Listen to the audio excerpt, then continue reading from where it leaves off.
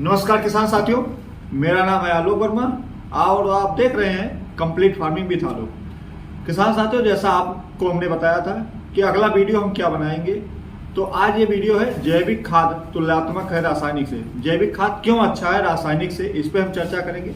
Point wise चर्चा करेंगे, जैसा भी रहेगा आपको जो समझ में आएगा बताइएगा, जो नहीं समझ में आएगा वो बताइएगा, फिर से हम कुछ प्रयास करेंगे।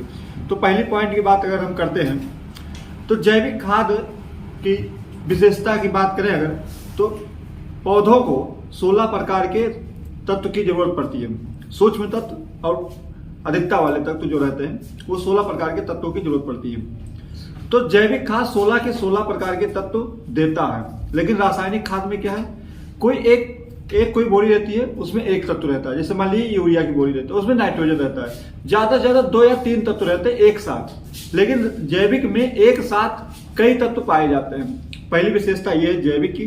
और दूसरी विशेषता की अगर हम बात करें, जैविक खाद को तैयार करने में वातावरण या किसी प्रकार की किसी को भी नुकसान नहीं करता, अनुकूल रहता है, हर चीज अनुकूल रहता है। लेकिन रासायनिक को तैयार करने में केमिकल फर्टिलाइजर या केमिकल का प्रयोग किया जाता है, जिससे वातावरण के प्रतिकूल तैयार भी किया जाता है और इसका उपयोग भी वातावरण के प्रतिकूल ही किया जाता है। जैसे मिट्टी में कोई रासायनिक प्रयोग किया जाता है तो उसे केचुए मर जाते हैं, जो किसान के मित्र कहे जाते हैं। तो रासायनिक का प्रयोग भी वातावरण के प्रतिकूल है और उपयोग भी वातावरण के प्रतिकूल है। और जैविक खाद आप अपने घर पे खुद तैयार कर सकते हैं, और इसको तैयार करने में जो भी जरूरत पड़ती है, जैसे वर्मी कंपोस्ट जो भी तैयार करना चाहते हैं तो उनके पास गाय या कोई भी किसान रहेगा, गाय या भैंस रखता है, उसके पानी की व्यवस्था रहेगी। छांव में केचुआ से वर्मी कंपोस्ट तैयार कर सकता है।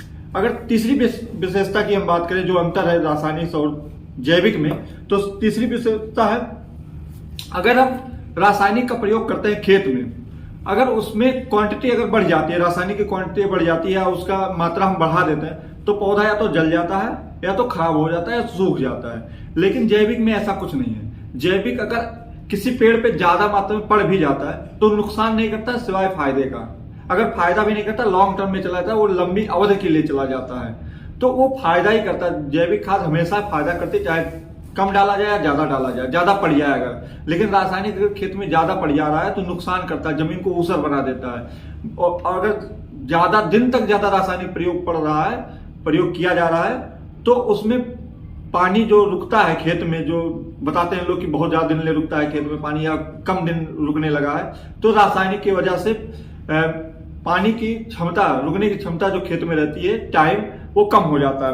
और चौथी विशेषता की बात अगर हम करें तो किसान वर्मी कंपोस्ट या जैविक खाद खुद तैयार कर सकता है, और इसके प्रयोग से हम जैसे हम बात कर सकते हैं रासायनिक, शुरुआत में क्या रहता है, शुरुआत में हम 1 किलो 2 किलो 5 किलो रासायनिक का प्रयोग करते थे। आज हम एक बीघे में 50-50 किलो एक बोरी प्रयोग कर रहे हैं। लेकिन हम शुरुआत में 1 किलो से शुरुआत किए थे, तो लागत तो बढ़ गई है, लेकिन उत्पादन तो उतना ही है ना जितना होना था।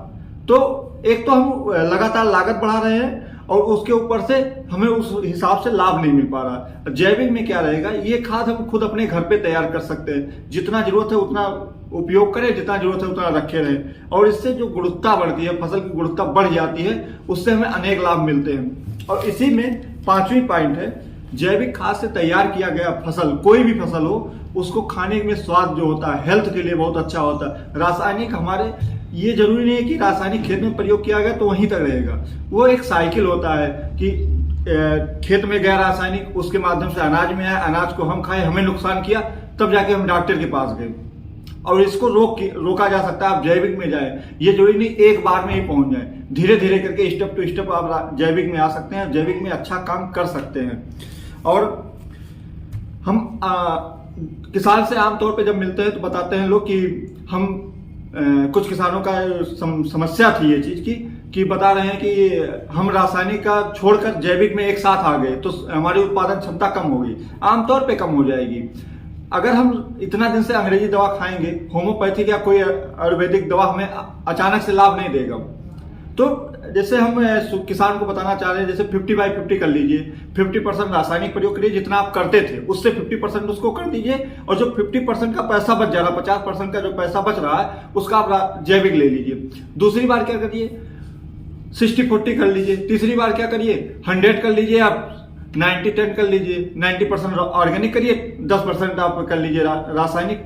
तो धीरे धीरे अगर अनुपात में कम कर रहे हैं तो उत्पादन कम नहीं होगा, बल्कि इससे एक फायदा यह होगा, लगातार आपको खेत की मजबूती बनेगी और इससे जो उत्पादन फसल रहेगी उसकी गुणवत्ता बहुत अच्छी बन जाएगी।